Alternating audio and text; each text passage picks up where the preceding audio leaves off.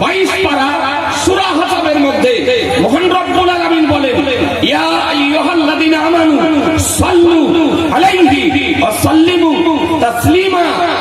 হে ঈমানদারগণ, তোমরা নবীর প্রতি দরুদ পড়ো এবং খুব সালাম পড়ো।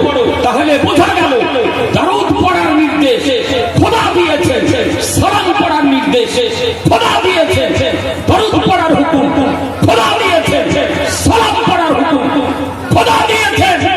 সালাম আমরা পড়ি, দরুদ আমরা পড়ি।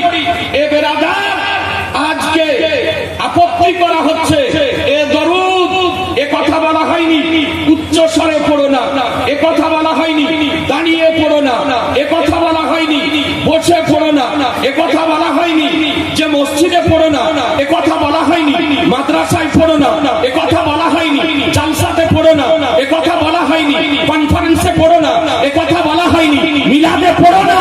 আল্লাহ বলতেছেন সাল্লু আলাইহি, অর্থাৎ নবীর প্রতি সালাম পড়ো।